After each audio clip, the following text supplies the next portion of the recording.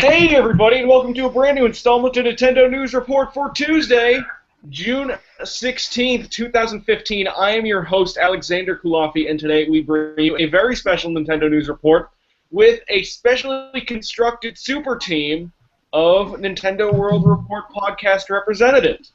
I'm with you from a super team, a podcast project cross zone, if you will. I am Alex Kulafi of Nintendo News Report, and I am joined by Donald Mick of Nintendo Free Radio. I wouldn't call this Project Crosszone because there is absolutely no fan service today.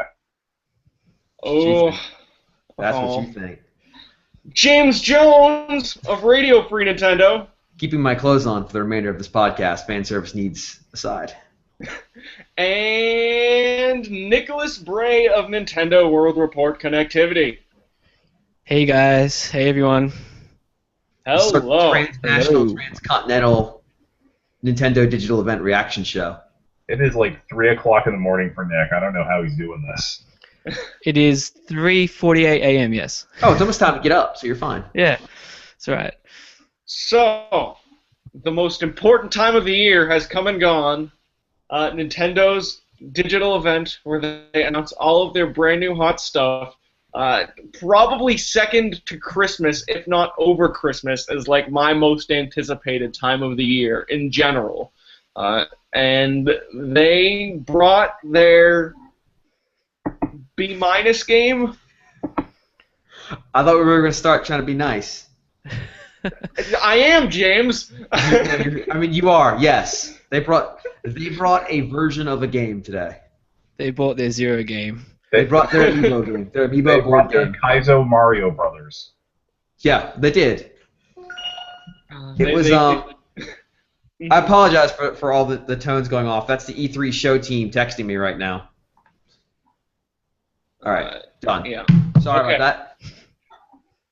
Okay. E3 guys, bring it lots of text messages. Okay, well, it happened. First reactions, I'm going to go around in a circle.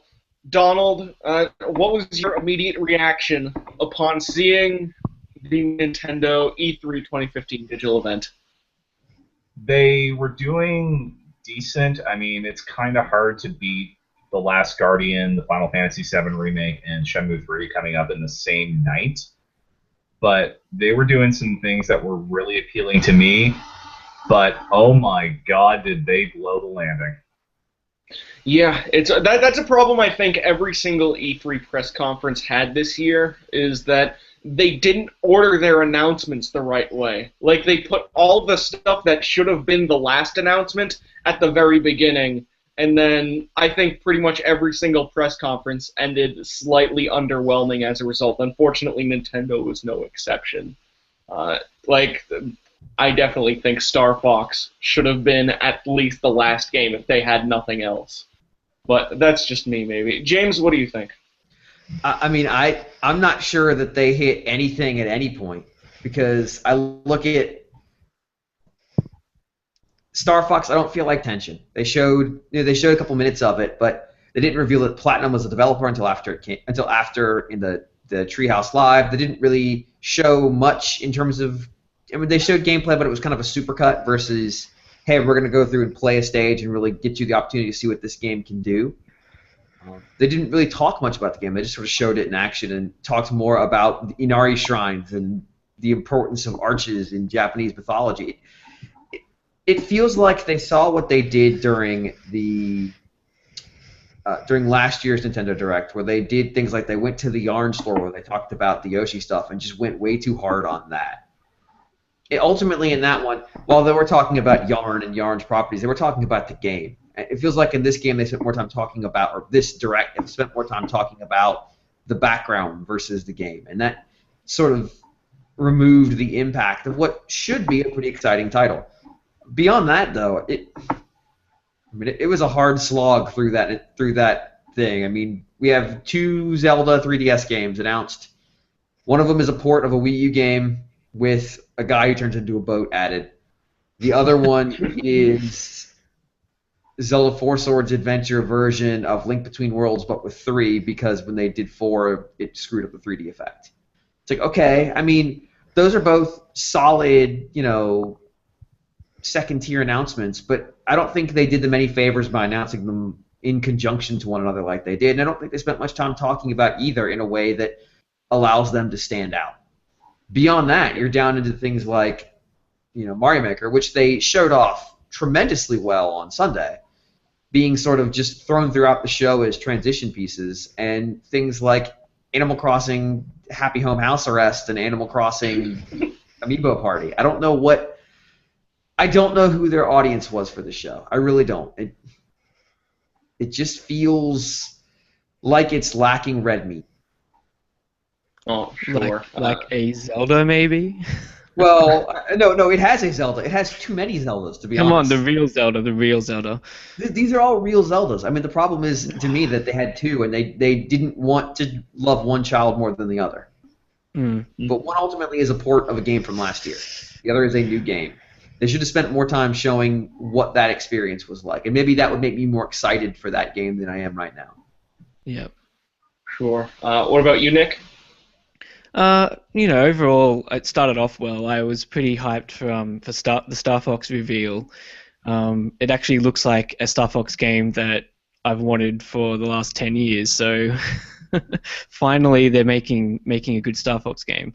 But other than that, I agree with James. They sort of focused on showing bits of games and not really explaining them all that well. I mean, the Metroid Federation Squad or whatever it is, they put out a trailer and didn't really give us any details on it. I mean, we scrambled to try and write the news story on it. Yeah. Mm-hmm. I mean, there was like 3 facts about it, and that was it. It's coming out in 2016. It's a game on 3DS, and it's part of the Blast Ball game. All right. That's it. That's all we had. It's a co-op online game or something, but... yeah, they should have really gone deep on that. Yeah. Did we ever get confirmation that Metroid crime game is from Next Level? Because that's what Dr. Metz was saying, but I don't know. So, I was looking at the E3 press website before we started recording, and as of right now, it just says Nintendo, which can mean any sorts of things, but it's definitely not retro because, studios like Alpha Dream are attached to Mario and Luigi. Camelot's attached to Mario Tennis. If Retro was working on this game, or at least if they wanted people to know about this game, it would be listed as the developer, and it's not. Nor is Next Level. They didn't talk. I mean, they didn't talk at all about the game. It's possible that Johnny and co. understood what's going on with this game prior to the announcement. What about that can happen when you're actually on the ground? Yeah. It couldn't be NST? It could be. Yeah, my guess, if the doctor is saying it's Next Level, it probably is. Yeah. I would guess they heard it firsthand from somebody who they've spoken to in LA. Yeah. Mm. Yeah, the other thing is, for Next Level, there was something that came out a few weeks or a couple months ago where it was they were looking for people to help them with online infrastructure stuff. Right, the LinkedIn profile. Right, so that actually lines up pretty perfectly with this. Which, you know what, we'll talk about the game specifically in just a minute. Hey, as long as it's not retro. Yeah. As long as there's still hope that they're working on a bigger game for some system that's single-player focused, preferably, but whatever. Yeah. And I guess this Direct was really a series of ups and downs for me. Star Fox started it at a pretty decent peak for what it was, and then it got into this weird Zelda game that they spent a little too much time on, and that's when I got a little worried. The Three Swords Adventures. And then they got to Animal Crossing, and then they showed a gamepad, and then they showed an Animal Crossing amiibo, and I got so excited, and then it became Mario Party, and then Animal Crossing Happy Home Designer looks pretty good, which was a weird thing to find out. And then you got the craziest announcement that there's a Paper Mario and Luigi crossover, which I audibly said, "Oh my god!" And then it ended with nothing. Right, it ended with people dancing. It ended with not only that Mario Maker is coming out on 9/11, but that their big reveal was a website for fucking send in Mario videos, please, and we'll donate to charity. That's their big Zelda clincher. I thought we were going to dial it back and try to be more positive at the start of the show. Or we already just gone full in now. The thing is, I don't think we're that... So, okay, before we started this, I said, guys, let's try to stay a little optimistic, which is tough since I'm being probably the most negative out of all of us right now. But the thing is, I don't necessarily think we're that alone in thinking, like, Nintendo did a lot of weird stuff here. Like, at least on Twitter, like, the bare minimum I'm seeing is, I guess this is one of those years. Which is odd, because going into E3, I was fairly certain it was going to be it seemed likely it was going to be a strong showing from Nintendo, but the video just came across as a bit out of sorts somehow. It wasn't as well put together as last year's one. It wasn't as coherent and consistent. No. Mm. Yep. Mm-hmm. So has everybody had their turn to say what they felt? Yes, go ahead, James. No, I just want to make sure. I didn't want anybody to miss their opportunity. The floor is yours, Jimbo. I'm not sure I want it. I don't know. There just seemed to be a certain, but it almost felt like they went too fast in some ways. We sort of celebrated them last year for just going beat, beat, beat, beat, and just jumping things at the right pattern, but nothing in this had any room to breathe except for, Yoshi's Woolly World, which had a tremendous amount of time to just exist. Yeah. And that's really all it was doing. It's a video that needed another pass. I think they could have salvaged some of this presentation, but ultimately it was in a weird spot because it was a worldwide presentation, but it was set up like a Nintendo Direct. So they didn't want to talk about stuff that was already out in Japan, so we didn't get to talk about Xenoblade Chronicles X. I mean, we got a mention, we got a trailer, we got a release date. We'll sort December 4th, which is really interesting. Very late. But we didn't get to dive into it, and that's kind of a tentpole of their lineup this year. That's the biggest game they're releasing this year, and at least in the West. It was already out in Japan, so they didn't probably want to spend much time on it. Fire Emblem, they've already talked about at length in Japan especially, so they didn't really want to talk about it here. And it's coming out next year. But in Japan it's coming out this year. So they went through the trouble of pre-recording this entire presentation, but then they didn't tailor it. So we get something like, SMT Cross Fire Emblem, and they upload the trailer to their YouTube page, just transliterating the Japanese name of that game, as if that means anything to anyone reading the U.S. Nintendo YouTube page. It's Genei Ibun Roku #FE. That is exactly what it says. And it doesn't give anyone anything. That trailer is way too Japanese to be just dumped onto a non-Japanese audience. Like it needs some kind of introduction and sort of step down afterwards. Because whatever you put after that is just people are going to be staring into the abyss because they just had to confront. They had to confront that. If they were going to pre-produce the video, there's no reason why they can't better tailor it to the market that video was being shown to. Especially because they had a Japanese stream, but it was just this U.S. stream with subtitles. I don't know. They need to do some rethinking. If they're going to build a video around something that's tightly focused on a release window, that means you're going to have games that aren't coming out in some regions that are already out in other regions, and you need to make a custom video, or you need to blow it out and include more time. See, just what you were saying there before, James, like how they're going through things quickly and not really elaborating on things.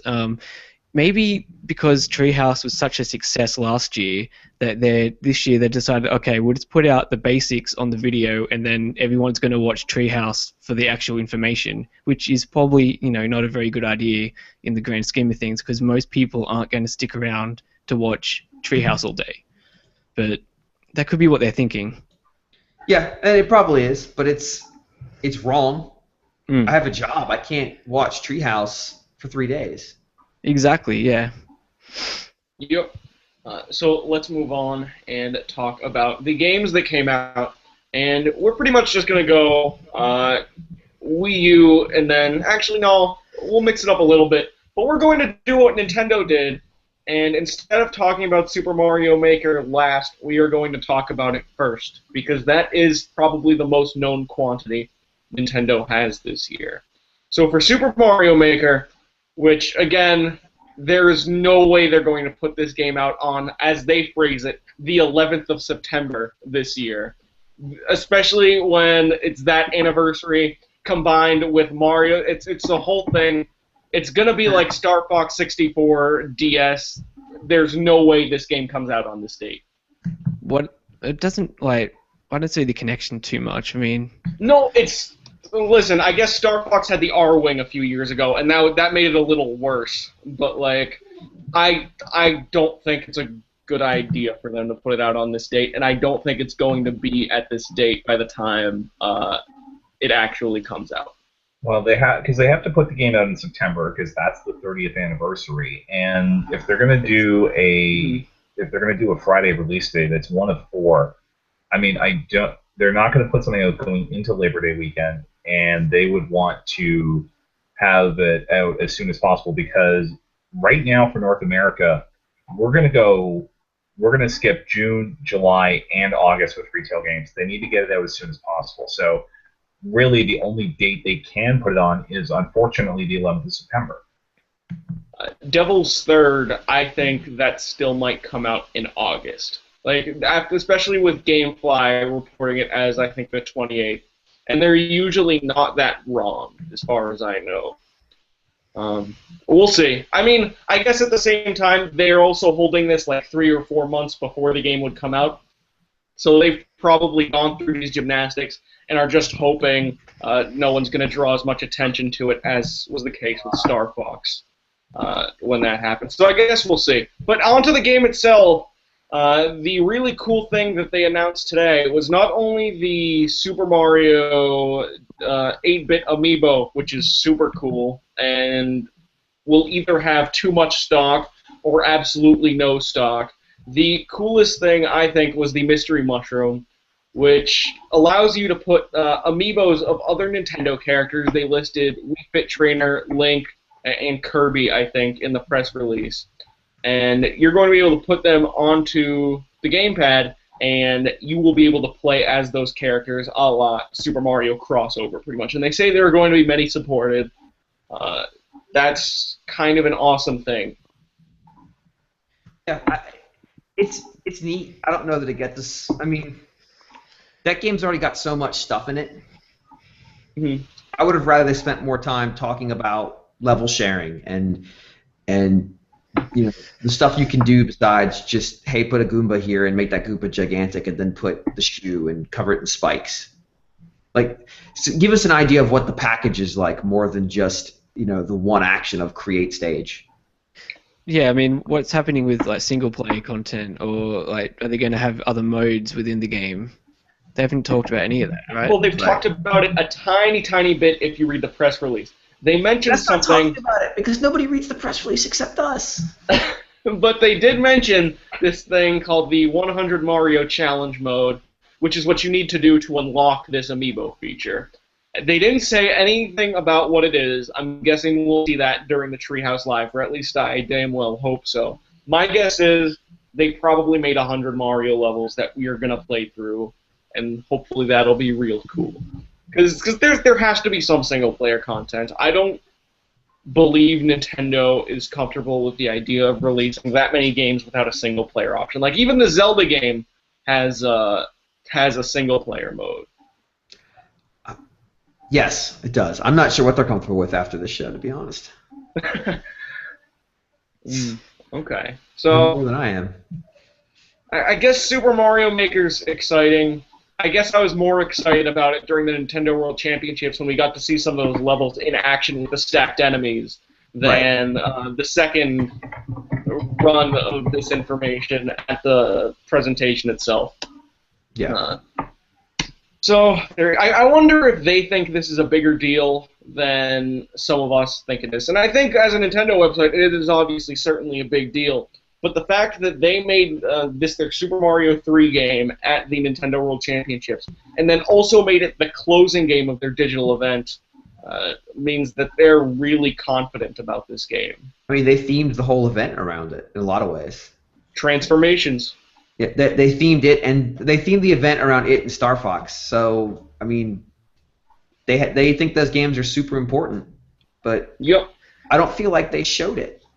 I mean, it came up a lot, but I don't really feel like they didn't devote a singular block of time to Mario Maker. It was lots of little pieces of information trickled throughout, and I feel like that sort of devalues the whole package, because ultimately them sort of combining together lets it seem like a more cohesive product in your head. Mm-hmm. Yep, I agree. Moving on, The Legend of Zelda Triforce Heroes. It is a 3-player multiplayer Zelda game that takes on the visual style of A Link Between Worlds. Players work together. It seems like it has like a slightly more comedic edge than previous Zeldas. You can dress up in costumes, and which allow you to, like, in straight-up Mario style, get different powers, which is kind of cool. Not the game for me, but I'm sure it's the game for a lot of people.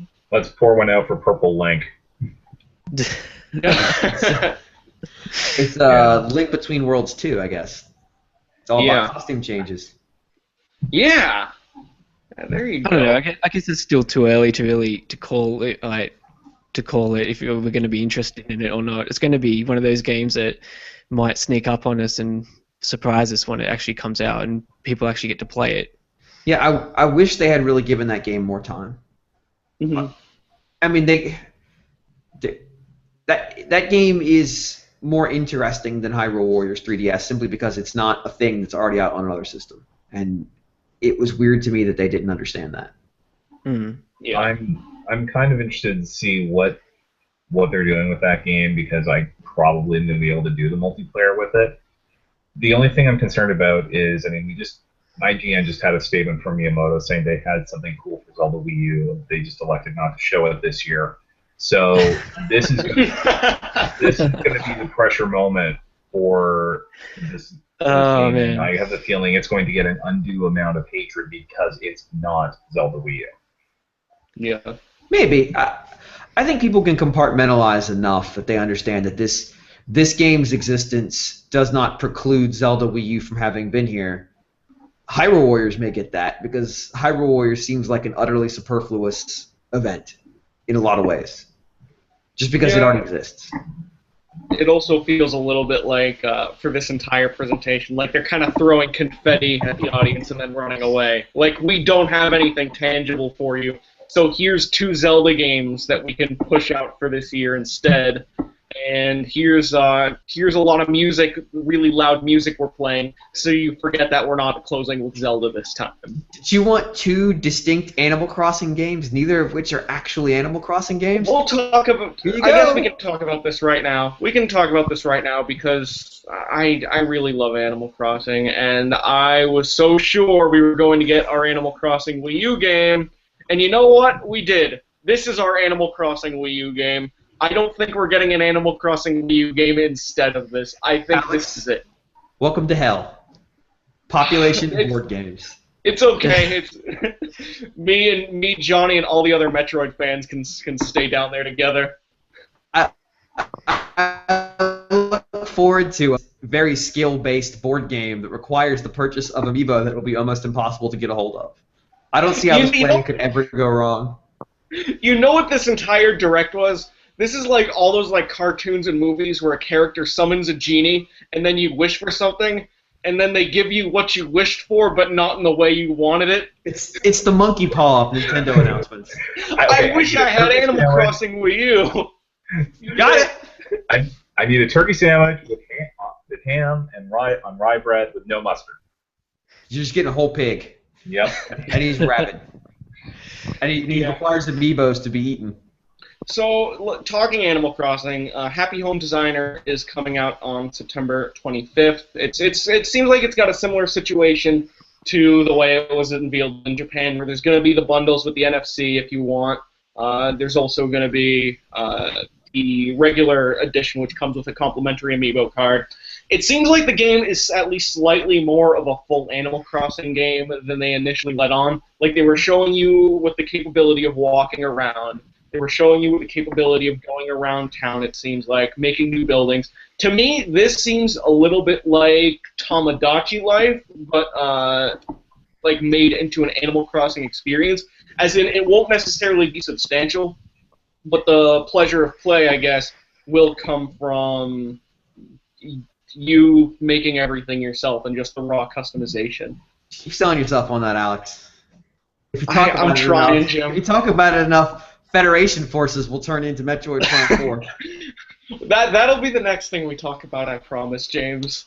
And then we got Animal Crossing. What's it called? Amiibo Festival. Yep. In which it's Mario Party. This is our Animal Crossing Wii U game, everybody. That name. It's Animal Crossing Wii U. They even knew on the name. They just call it Animal Crossing. Gotcha. You know what? I will tell you my exact reaction as I watched this trailer. First, I saw the Amiibo, and then I saw it tap on the gamepad. Then I saw the world of Animal Crossing in HD. Then I saw board game pieces. What's amazing is this is the Amiibo mode from Mario Party 10, the 10th Mario Party. You know, number 10. The 10th time they've done this, except it's not, because it's a GBA game, a DS game, and multiple Wii Party games. And said, you know, this is getting stale. Let's put Animal Crossing on it. Problem solved. Okay. This one in Animal Crossing, they politely take turns. There's no running about and stuff, you know. Oh, hold on. I believe it's your turn. Okay, now, is this game going to be free to start, given the fact that you need at least one Amiibo, I assume, to play it, and probably all four of them? Nah, I bet they're going to come up with some way to be able to put it in a box and charge $50 without an Amiibo. I think they'll come up with something. If you buy the cheap version, you just get a paper Amiibo and then deal with it. You know what? They did, I think, announce, if I am reading the information correctly, that, so it will launch as a bundle that includes the game, 2 Amiibo figures, and 3 Amiibo cards. So it is compatible with the cards, and it is launching with at least 2 Amiibos. Pardon my French, but those motherfuckers are going to put the exclusive Amiibo cards in that bundle. Well, of course they are. What are you talking about? You want Isabelle? You buy the game. And that is how Animal Crossing Amiibo Festival became the best-selling Animal Crossing game of all time. Also, it's $150. Deal with it. It's Animal Crossing v Rock Band v Guitar Hero. But wait, so does that mean they're not going to sell this game digitally? I doubt it, I guess. They can't, unless they're going to mail you the Amiibo. The thing is, like, I don't God. I don't know that I want this game, but, like, I really want the KK Slider Amiibo. So Alex is already signed up for the site's review copy. I guess so. I guess so. I'm so fucking defeated by this game. Oh. Because it's if this was the only Animal Crossing game that was announced, I would say, you know what? Maybe next year we'll finally get that Animal Crossing game. But we got 2 spin-offs during this Direct. There's no way you can spread that EAD studio more thin between Splatoon and 2 Animal Crossing spin-offs. There will be no Animal Crossing Wii U game. Well, you know, they kind of backfired on the Wii. I mean, they put out 2 very similar games. Maybe they just don't want to have 2 really similar Animal Crossings again. I mean, what are they going to do? They're going to have to try and come up with new stuff for the game, right? I mean, just putting out another 3DS Animal Crossing on Wii U is not going to be good either. So, what do they do? I think it's great. What are you talking about? You know what, actually, if we can get a little serious, like, looking at the game, like, kind of objectively, it does look more interesting than the last few Mario parties I've seen. The dialogue, the Animal Crossing, like, it's got the visuals, it's got the cutesy. I'm so sorry, guys. Let's move on. I like that you just realized you've fallen into their trap. It's. I feel like Nintendo's like got me in the palm of their hand. Like I'm literally eating out of Iwata's hand right now. We're announcing Animal Crossing Amiibo Viewer. Tap your Amiibo, then you get to view your Amiibo in 3D on the gamepad. I'm holding it. Buy the game. All right. But it's not so bad. At least I'm not in the pit of hell alone. We got Metroid Prime Federation Force, everybody. Everybody happy today. Up to four go ahead. I just mean, like, adding the Prime bit onto it just rubs salt into the wound. I mean, they could have called it Metroid Federation Squad or Force or whatever. They added Prime to it. They're aping that Hunter's looks. They had to keep the Prime name around. My favorite thing so about this announcement is the next episode of Radio Free Nintendo it's gonna be after glorious. you guys come back from E3. Well, so I've got John and Greg tonight, so look forward to that. I've got them separate though, so I get to blow up one of them, and then I get to blow up the other one right afterwards. This is the grand return. This is the reboot of Metroid that we all asked for. This is the Metroid you were all waiting for, right? I wish they just called it Metroid. Metroid 1. Metroid is now a MOBA. Just Metroid Prime. That's all they called it. Or Metroid Prime 4. Metroid Prime. Just call it Metroid Other M again. Just reuse Super the name. Metroid 2. Metroid 5. Okay, let's try and get on track and talk about the game a bit, eh? You know what? This is Metroid Dread. I would legitimately like to talk about the game, but the problem is, again, they only showed about this much video of actual gameplay, and it was just the squad moving in circles around a target and shooting it. I want to see what the structure of that game is. Is it just a hall shooter? Is it like monster traps? You walk into the room, there's a bunch of enemies, you kill them, the door opens, you go to the next room. What is that game? It doesn't even seem like Samus might not even be in the game. Yeah, I mean, with the name Federation, was it Federation Forces? Yeah. I would expect her to not be, or if she is, just to cameo through it, because ultimately, like, are they trying to pull a actually, it's kind of an apt comparison, the Republic Commando style game, where there's going to be like legitimate exposition of this squad, because that would be fine. Like, if that's how you want to do it, great. But if it's just a team shooter and you clear out not dungeons, but clear out abandoned space stations of space pirates and goons, every Federation soldier we've ever met in the Metroid franchise is a jobber. So I don't expect this to be particularly exciting. I don't need Left for Metroid Dead, as it were. That really should be the title of this game. Just Metroid Dead. Well, Metroid is being Left for Dead. Take out the R. Left for Dead, Metroid. Dead Space. I hope there's a third mode in this game, just Metroid Pinball. Just throw that in as well. May as well. Federation Forces Pinball. Excuse you. It's just a helmet. It's just a Federation helmet rolling through the stage. Well, let's talk about a positive announcement. Skylanders SuperChargers. Oh yeah, that's great. Has Amiibo support, and you know what? No, it's actually like it's fucking yeah. It's not. It's got dual mode. It's not even Amiibo support. You know what? I think this is actually cool. I want these Amiibos, and I don't want the game. Like, I want, like, Magma Bowser. I think that's a fucking awesome transformation for him. You want your Chimera Amiibo Skylanders? Yes! And you know what? The Donkey Kong one, where he's going around the world of Skylanders and throwing the barrels like classic Donkey Kong, that was cool. I will never see it because I will never play this game, but I support this. This is something I can support. Skylanders SuperChargers is something I can support in the Nintendo Direct. Hammer Slam Bowser. Cool. Yeah. It is pretty cool. I mean, like, just having the exclusive characters is at least something. Like, some people may decide to buy the Wii U version just for those. I mean, some Nintendo fans, would like that. But I think it's interesting that the Amiibos do have the dual mode as well, the switching twist on the bottom of the figure to make it a Skylander or an Amiibo.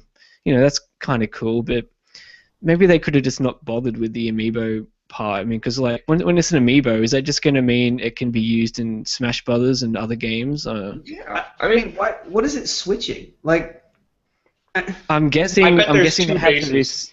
They have two of the chips in the one for the Skylander. They use NFC. Can't they both talk at the same time? Yeah, but they would have to decode different information, right?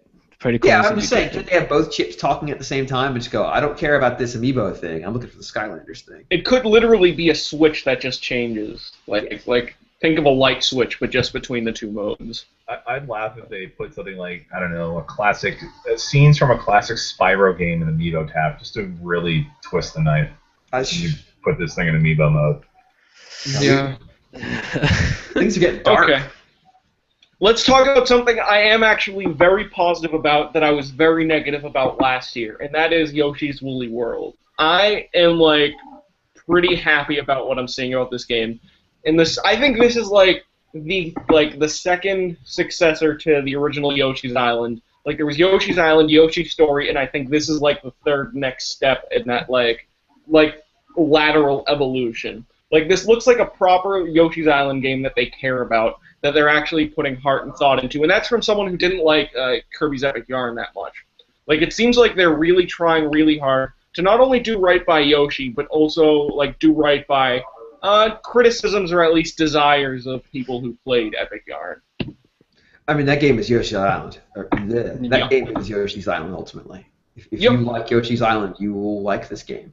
It seems like it's got a handful challenge, too. Yeah. You can choose your challenge level. You can make it easy or you can make it hard. I mean, it's perfect. I'll let my yarn hard. October 11th, Yoshi's Yarn. And I can finally play as Ness in something that isn't Earthbound or Smash Brothers. Yeah, you know what? You play as Ness Yoshi. Yeah, I'll take it. Oh. In my attempt to force Pokemon Super Mystery Dungeon into every single episode of Nintendo News Report, I have to mention that the game has been moved from winter to holiday 2015, which they didn't mention it in the Direct. I think they saved that for the last one. But if we're continuing the theme of genies giving you what you wanted but not as you wanted, this is the Pokemon game this year. What's the distinction between winter and holiday? Winter would be totals December. Originally listed as winter, I think. Yeah, winter is December, holiday is November, basically. Yeah. Yep, that sounds right. That's I think the Okay. in winter they could have made that February and it still would have counted. Well, it said winter 2015, though, right? Yes, but also We've already had that February. yeah. I don't know. So it's a whole confusing thing. I don't want to It's do a this mystery. It's a super mystery. How do I eject? Where You know what, James? Well, we can play this game together when Okay, what game are we playing? Because I'm not sure. Pokemon Super Mystery Dungeon. Oh, God, no. No. I've given up 100 hours of my life to that series. That was enough. I'm glad James that we is have a really podcast. I'm glad we have a podcast where the person who loves Pokemon Mystery Dungeon most in the world and the person who hates Pokemon Mystery Dungeon most in the world can be together at last. I can't wait. I can't wait for you to buy this game, James. Well, that's good, because you've been waiting a very long time. No, James will get it sent to him by somebody. I mean, he got both versions of Sonic Boom, so... He got both versions? I will press... no, I didn't, thank God. I got the bad one. I will press charge. I got Shadow the Hedgehog instead. That was... Oh, right. I'm a little surprised that we didn't get any Pokemon announcements for this year. A little bit, not even Pokken tournament for, next year. Not even, that kind of tease. Which means that game's probably way off, too. Well, I mean, that game hasn't even come out in arcades yet in Japan. They probably don't want to talk about home retail release of it just yet. Sure. We'll probably get a Direct in August or something, and they'll blow a Pokemon game then. They'll just say, oh, here's Pokemon next version. Well, don't they usually announce those on, that... I can't TV show. believe... Yeah, that Pokemon Variety Hour with live people and stuff. They've killed Pokemon that, actually. They've put out...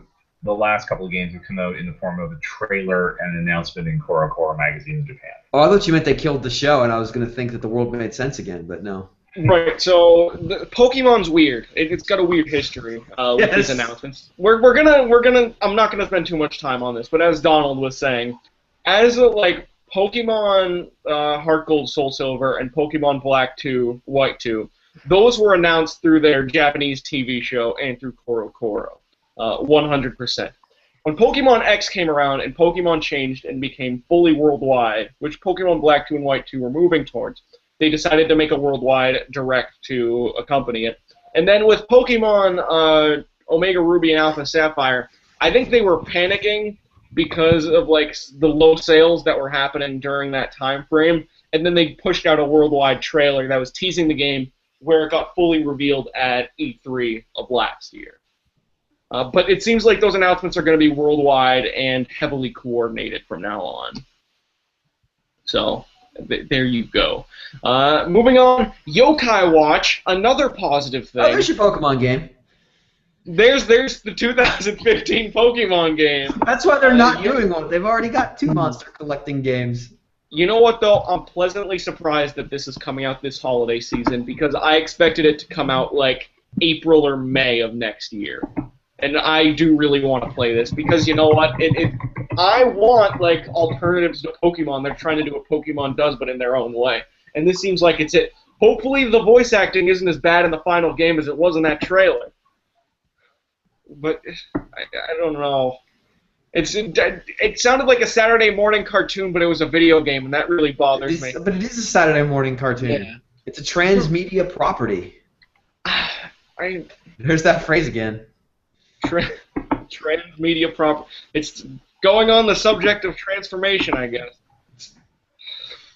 You know what? This game looks cool. A lot of people really love it. Hopefully, I'll love it too. Let's talk about Fire Emblem Fates. 2 versions of the franchise's new installment. So they're officially saying it's 2 versions of the installment. They're still not saying if it's going to be sold separately or together. I'm guessing it'll be separate. If they list it like that, it's coming separate. Yeah, and then that's coming. That's coming 2016. It sounds like because of Bill Trinin's phrasing, like how it's 2015 and early 20, which is exactly the phrase he uses every single time. Yep. This is probably going to be a February game. So I thought the trailer was cool. I like that clincher where there was like like that weird Fire Emblem monster that was also a person. Yes. It was like if you kill me, and you're real. I thought that was pretty cool. I don't know. I want this. They just showed a trailer. They're like I expect them to show gameplay and explain what they're doing. I understand it's Fire Emblem, but it sounds like they're changing stuff up. They've done a lot of that, talking about that game in Japan, which makes sense. It's coming out fairly soon in Japan. 2 weeks from now. Mm-hmm. But next week, actually. Sorry. But it would have been a good time for us to see that stuff, because ultimately the only reason we know about it is because people who speak Japanese and speak English have translated it for us.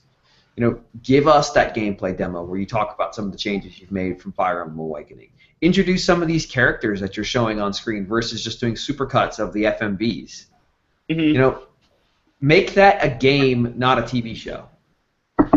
And this seems like one of those games, though, where there's a chance that either later today or even close to right now or tonight or tomorrow or Thursday, we could hear a little more specifics on that game. Like, stuff can come out about that game, I think, that, like, didn't come out in the press release. Like, someone can ask someone the right question, the right person the right question. And I think we'll learn a little bit more about this game this week. That's just my general guess. Yeah, I'm not so worried about us not ever getting to find out this stuff. It's just this is the time when all eyes were on them, and I think that game would have been, if positioned correctly, important, giving a positive impression of how their show went. Mm-hmm.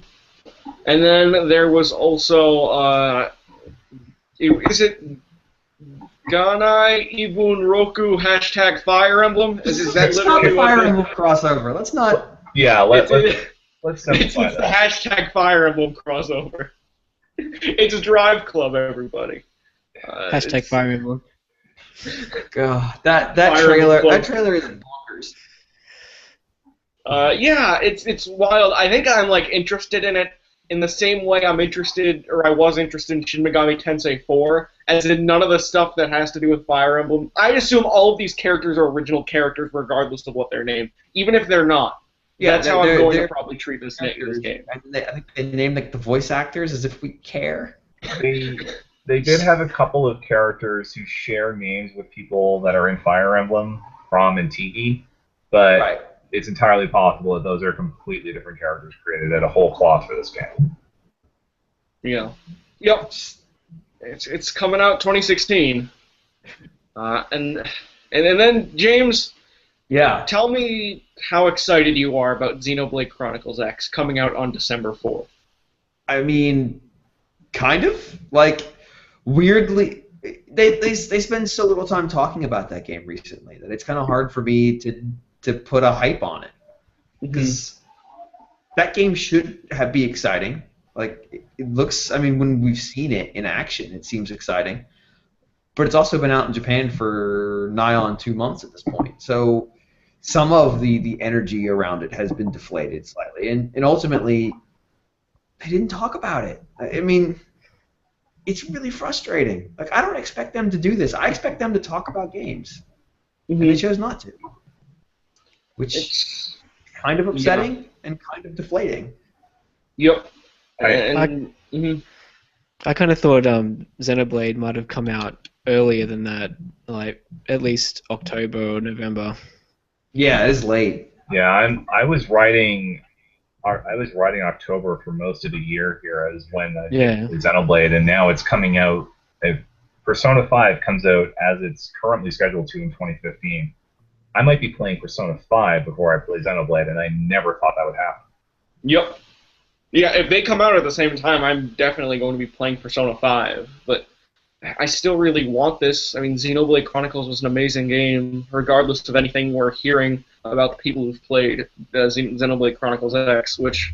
The person you're thinking of thought Time and Eternity was a classic, so take that with an entire salt lick. So I'm not expecting it to be boring or whatever, like the Kotaku person said. I don't think it's going to be like that, but I am listening to people whose opinion I do at least pay more attention to. Like, I respect Danny Bivens' opinion, especially, and what it sounds like from him, he's going to have a review sooner or later, but what it sounds like based on his previews that I've read is that, like, it's a very, very good game.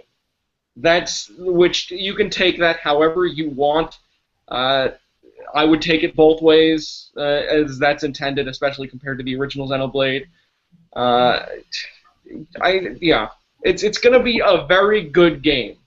It might not be Xenoblade Chronicles, but it's not going to be like the Kotaku person said it was either. I don't think. Well, I mean, ultimately, what we've learned about this game, although not through Nintendo's help, is that it's much less narrative-driven than its predecessor. It's much more. It's much more about exploration and discovery. I mean, to me, that's actually a little disappointing. I enjoyed the moronic plot of its predecessor. I mean, moronic is the right word for that game. Yeah, no, that's a compliment too. Yeah. Oh, in this case, yeah. I mean, that game set out to be the dumbest thing you will play that year, and it succeeded. I mean, yep. But 100%. So I'm a little disheartened to hear that that's not there, but I'm also kind of surprised Nintendo's not willing to talk about that. Like, this is your big game. Yep. I 100% agree. Moving on to our last regular game before we move on to the two more exciting ones. Mario Tennis Ultra Smash is coming out by Camelot. You can use giant mushrooms to make characters bigger, and then their tennis attacks are stronger when you do that. And that's coming out during the 2015 holiday season. Okay. Sure. Yep, Mario Tennis. I like Mario Tennis. I hope they don't go too crazy with the items and power-ups, because Mario Tennis is, to me, at its best when it's actually a tennis game. I don't really like all the extra fluff that they throw in to try and spice up tennis, because it just gets in the way. I feel like there's a Smash Brothers joke in here somewhere. yeah, but you know, I like the N64 one the best because that just had a really tight tennis game in it, and then the GameCube one was a lot slower, and they added a lot of power-ups and items. At least with Amiibo Festival and this, there's more first-party games announced for this year at Nintendo's thing that were worth Sony's last night. Yeah. Let's not try to equivocate here. Well, I think there's an interesting discussion to have about the two directs because it feels like Nintendo and Sony ended up on like opposite sides of the spectrum for these presentations. Sony did the stage conference and Nintendo did the digital event. What Sony did was they played to the audience by showing a lot of stuff that is not coming out in the next 12 months, and they have no games at all for this year. But the stuff they did show that's coming out in the future, like I was at the Sony like movie theater thing last night. Final Fantasy VII got a standing ovation, and it was in a movie theater. Like they said some crazy cool stuff. Nintendo, on the other hand, they're playing it a lot more realistic. They're saying, here's what we can show you in the next 10 months. Here's what we actually have. We don't know if it's much. We don't know if it's enough, but here's what we got, and at least these are tangible games you're going to be able to play soon. But they didn't show anything like Zelda that you're not going to play soon, but it's super, super exciting. So I guess both the companies made weird compromises. Some not compromises that they did by choice, but it's pick your pleasure or poison, I suppose, in this specific case. I think you can do both, though. You can have... Yeah. You can say we're going to focus on these games that are coming out before next E3, and really, feature those. Which I don't think they did. I spent a bunch of times. I don't think they did a good job of even featuring those games. But you could do that, and then in conjunction with that, throw in a couple pieces of just like, hey, this thing's not coming until late 2016, but look at it. Yeah. They showed us Zelda last year. I mean, they obviously didn't care then. I mean. I refuse to believe they earnestly believe that game was coming out in 2015, a year ago. But I was actually, I'm pretty surprised that they didn't put some form of a Zelda trailer at the end. It didn't have to even be that long. It could have been 30, 40 seconds of just some new footage to some music, just to say, this is the end of our video. Be excited for Zelda next year. Like James said, they can focus on the near future games, but they should also throw some breadcrumbs about, just to get people more excited. They needed that pizzazz at the end to bring it home. Right. I mean, they could get away with it last year because they had Smash Brothers. I think, yeah. And they don't have Smash Brothers this year. They have Mario Maker. And Mario Maker doesn't have the same kind of energy. There's a lack of kineticism that's not present. Yeah. I think Nintendo's in a weird place right now, especially since they openly talked about their platform that they're scheduled to discuss next year, which makes me think there's a lot of developers who are already shifted to NX development. There's obviously got to be, and I wonder if the Zelda team is one of them. Not full NX development. This game has to come out on Wii U, but I think they're working on a Twilight Princess situation for this game. I don't know. That's an easy comparison to make because it happened in the past, but it didn't happen on Wii, though. Is the counter argument there? They said they didn't feel like they needed to do it on that case. They let Skyward Sword go out to die on Wii. Yeah. I don't know. I mean, we'll see in 11 months, 31 days, and like 21 hours. Yeah, I think regardless of how this E3 went, E3 2016 for Nintendo is definitely going to be one to watch, and I would not be surprised if they actually tried doing a stage presentation again, just for next year. I mean, they might not because they already like to say, fuck the press, here's our stuff directly to the audience. But if there's a year for them to do, this kind of thing, it's going to be next year. That's all.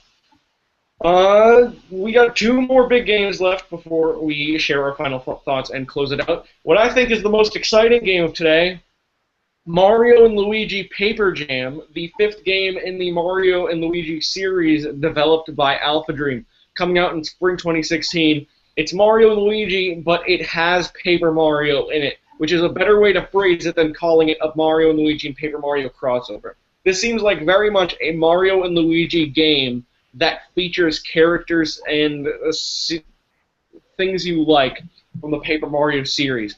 which I'm so excited about. I did exclaim when I saw this at the first time, like, holy shit, they're actually doing this. But I hope Paper Mario's okay as a franchise by the end of this. I hope Paper Mario's okay. I missed most of the video on this. I was kind of hoping that the Mario and Luigi Mario and the Paper Mario and Luigi were going to meet up and team up. It's like two distinct entities of Mario and Luigi. I mean, they are moving as distinct entities. Like they're. Are they? Yeah, they move through the world as separate. Like at one point, they show, Mario and Luigi Bowser having an argument with Paper Mario Bowser. Yeah. Oh, okay. So that is happening. I thought Alex was saying that this is full Fever Dream stuff here. Yeah. Cool. The only thing really missing from it is Paper Luigi, and which they advertised this as a Luigi game when they were actually doing that little Mario crossover thing. Like in between their trailers, if you noticed that, like Mario hit the block, did the question mark shroom, and then. So it's a weird game. It's a weird game. Hopefully, it ends up being very good. I don't know, because I think my hope for this game is that they actually use the Paper Mario specific writing style and make that complement the Mario and Luigi writing style, which are slightly different styles of humor, I think. I guess that's all we can really say about it. We didn't see that much of it. Yeah, I mean... The story of the video. Like everything, we didn't see that much of it. Yep, and then to close this off, Star Fox Zero, which is not a prequel, I guess, but just based on some Japanese stuff is the reason why it's called Zero. It's the worst reason to name a game ever. Yeah, it's the kanji Fox. looks like a zero, so that's what we called it. And what? Yep. They've said that it's not a reboot, it's not a sequel, but it's just like... It's just a new game. It's just a new game. It's a Zelda-style follow-up. Yeah, and we did not see Slippy Toad once, so all good. Yes, we did. We saw him in the trailer. We just didn't see him in the Muppet thing before that. Yeah. Fox, Falco, Peppy, and Slippy back at it again. They got they got this new walker, and then they got the all range modes coming back. They got new Landmaster tank stuff. They got gamepad stuff, which they were showing off last year. How you can pretty much simulate the cockpit, and it's supposed to be like one of the most inventive forms of gamepad use so far. It looks cool. And I like all of the new vehicles. Wasn't there like a gyrocopter thing as well? Yeah, there was. And the transformations are like you can just seamlessly transform the R-wing into a mech, right? Is that what happened? Yeah. You can just transform when you feel like it. Yeah. Yeah. Mm-hmm.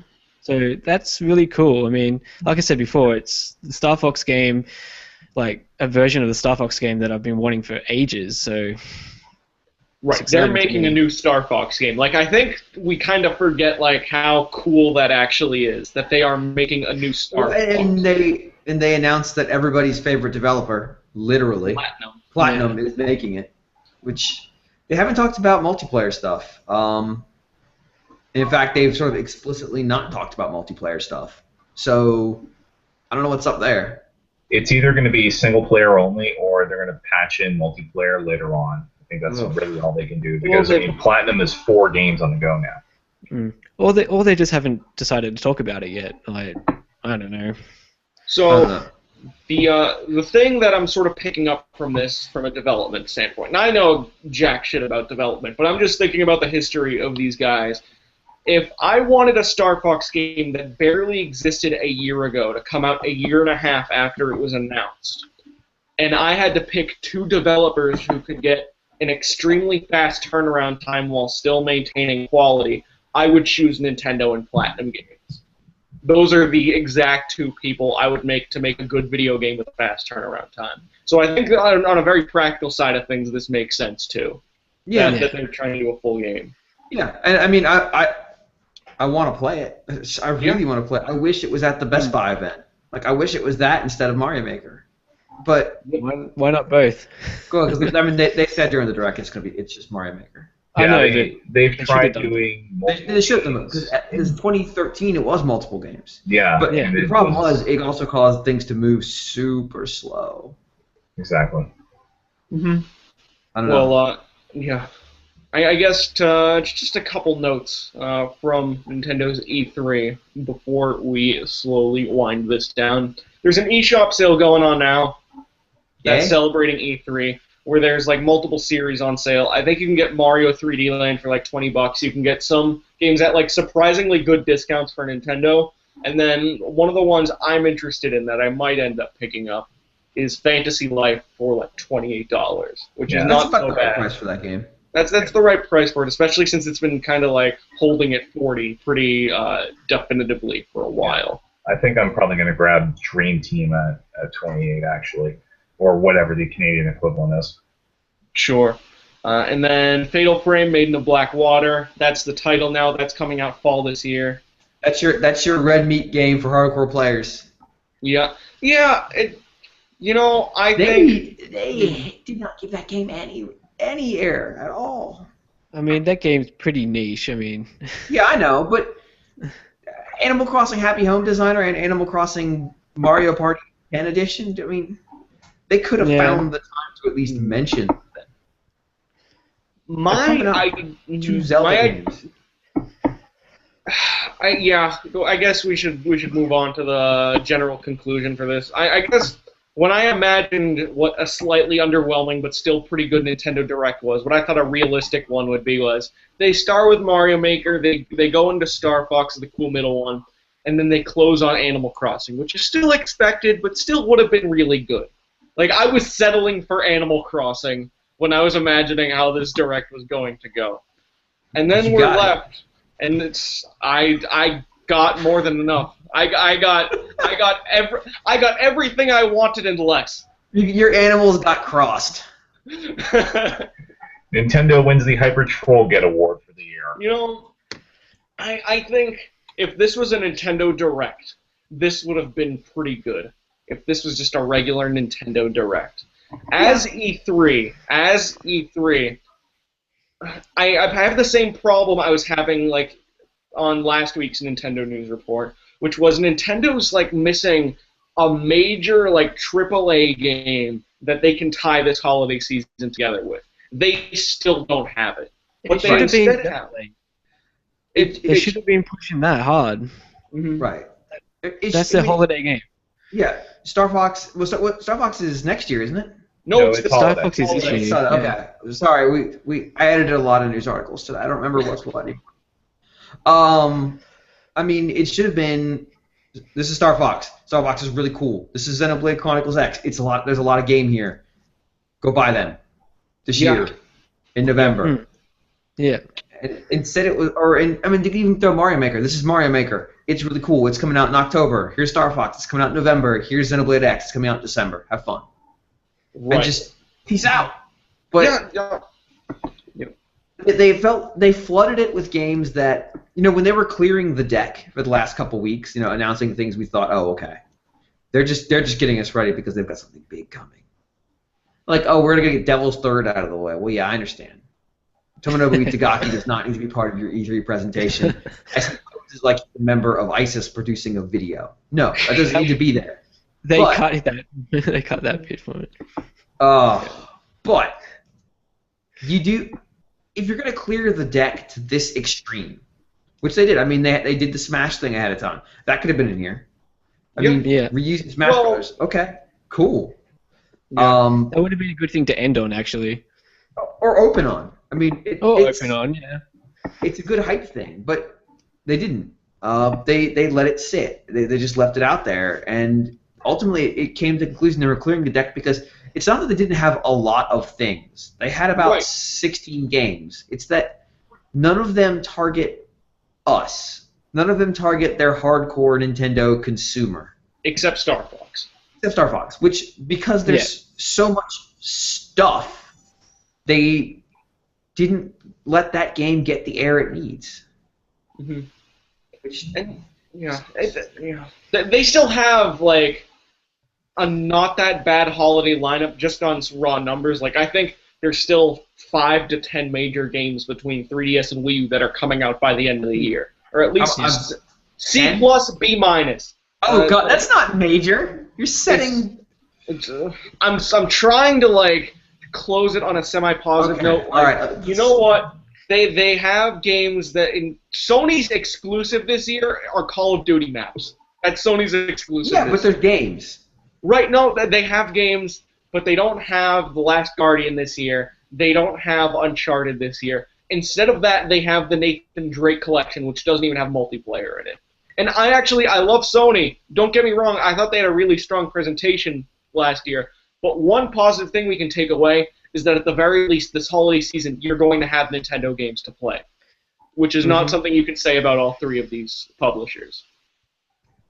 And here's the thing, Nintendo didn't say that. I think that's ultimately the failing here.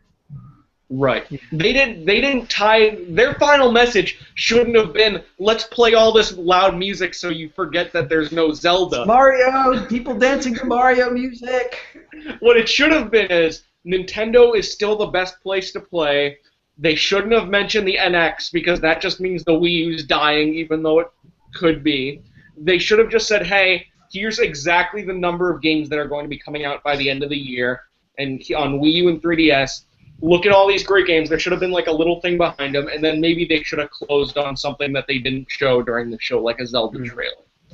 I think if they just restructured this direct, it could have been a lot better. If they just edited it, like James was saying, like one more time and just reordered some stuff around and maybe added a thing or two. Like, it could have been stronger than it ended up being. But you know what? Nintendo has games this year, which should have been their tagline. Nintendo has games this year, but instead it's mine. So that's our show. Yeah. I just want to say Sony's press conference was just missing a Sonic and Tails scene from becoming a total fanfic.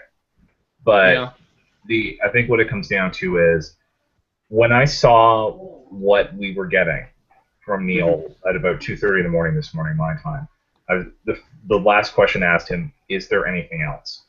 And the only thing they came in with was Shin Megami Tensei Crossfire Emblem. That's great for me, not necessarily great for the wide audience.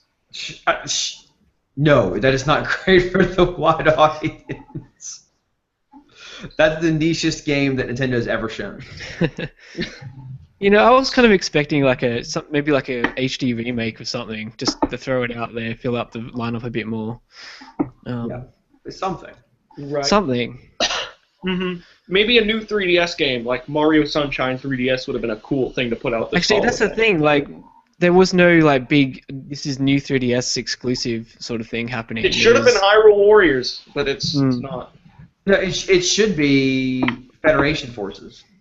Actually, yeah, that's a good idea, too. And we'll see. I'm just going to say this one more time so we can end this on the most positive note we can. But at the very least, Nintendo has a lot of games this year. That's what we can take away, if nothing else. Nintendo has games this year. Oh my god, Animal Crossing. What the fuck? Let's hope for quality to go with the quantity. Yeah, yes. Hopefully this is better than any Animal Crossing there's ever been before. Yeah, hopefully I can promise you. Last thought, this will be the best Animal Crossing board game you've ever played. That's our show, everybody. Thanks so much for watching. That's E3 Nintendo Direct Reaction Nintendo News Report. I'm Alex Kalafi, and I was joined by Donald Terrio, who is at Donald Mick, at DONALDMICK. Donald Mick. We got Nick Bray. What is your Twitter handle? I'm at Nicholas NWR. Okay, so that's NICHOLAS NWR. We got James Jones at NWR James, or is that James NWR? NWR underscore James. NWR underscore JAMES. Right there. I am at CULAFIA, last name, first initial, first name, Kulafia. And then watch Nintendo News Report every Thursday. Listen to Connectivity every other week. Listen to RFN especially this week because we got so much E3 stuff that's real cool. All of our podcasts are on the RFN feed. Yup, and then listen to Nintendo Free Radio because that's a good show too. That's our show this week, everybody.